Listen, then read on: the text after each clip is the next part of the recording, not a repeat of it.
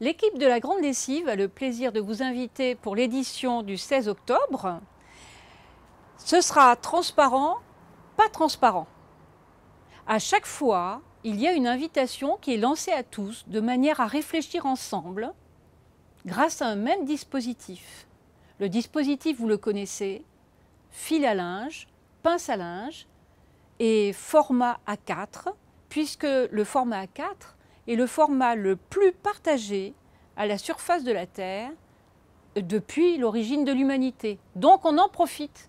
On essaie de questionner ce format, on essaie aussi de questionner transparent, pas transparent.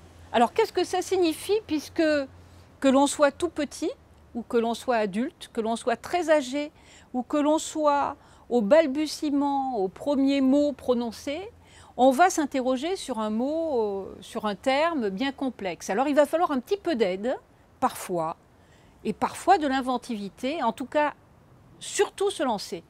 Transparent, au sens strict du terme, c'est quelque chose qui laisse passer la lumière. Alors on peut jouer avec des matériaux qui laissent passer la lumière. Et donc on va avoir peut-être sur le fil, mais également sur le sol, et également entre les personnes qui vont circuler entre les fils, des échanges de regards, des échanges de transparence, d'images floues, d'images qui vont se brouiller et se retrouver à certains moments, en couleur ou pas. Donc ça, c'est la première chose. Transparent, pas transparent, c'est évidemment le contraire, c'est-à-dire on ne laisse pas passer la lumière.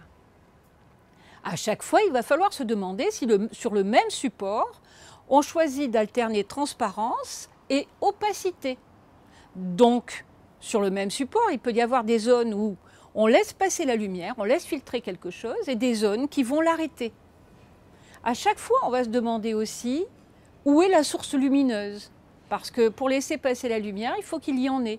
Alors on sera dehors, le plus souvent, la grande lessive, c'est dehors, un grand étendage avec des fils, et donc la lumière, en général, c'est le soleil.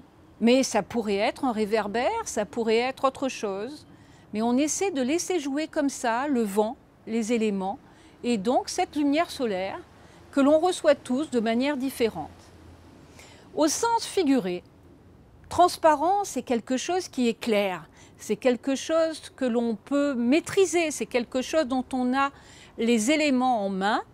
Et voilà, le contraire, c'est l'opacité, c'est en ce moment tout ce qui est trouble dans les sociétés, tout ce qu'on nous cache, tout ce qui pourrait être de l'ordre du secret, de l'ordre de l'énigme à démêler. Et souvent, c'est de l'ordre aussi du champ social. Ça n'est pas qu'à l'école, ça n'est pas que dans un atelier d'artiste, ça n'est pas que dans la rue. Il peut y avoir des choses transparentes ou pas transparentes, un petit peu partout. Des énigmes ou des choses qui se sont clarifiées un petit peu partout. Et puis il y a aussi des êtres qui sont transparents. Parfois soi-même, on a l'impression d'être transparent pour les autres. On ne nous regarde pas, on ne nous voit pas. Où il y a certaines communautés, certaines personnes qui traversent la vie en n'étant jamais vues. Elles sont là, mais on ne les voit pas, elles sont transparentes aux yeux de certains ou aux yeux de tous. En revanche, il y en a qui ne sont peut-être pas opaques, quoique peut-être qu'il y a des énigmes aussi, comme ça, qui peuvent prendre l'apparence de personnes, mais il y a des personnes qui sont surexposées. Il y en a qu'on voit trop, que l'on voit beaucoup, que l'on voit plus que les autres, et peut-être que questionner transparent, pas transparent, comme à chaque fois pour les grandes lessives, c'est d'être à la fois dans le registre des arts plastiques, et on peut s'arrêter à des matériaux, transparents ou pas transparents, ou essayer d'interroger la société, et sur ce fil tendu dans les rues, sur les places, un petit peu partout le 16 octobre prochain, on peut questionner qui est transparent, qui n'est pas transparent, et peut-être, évidemment, notre place, à nous qui décidons ce jour-là de faire quelque chose sur ce fil, avec un petit format A4, une pince à linge, et tout ce que nous avons ici, et qui va devenir peut-être pas transparent, mais au moins pour un temps, accessible à d'autres. Alors, bonne grande lessive, on vous attend.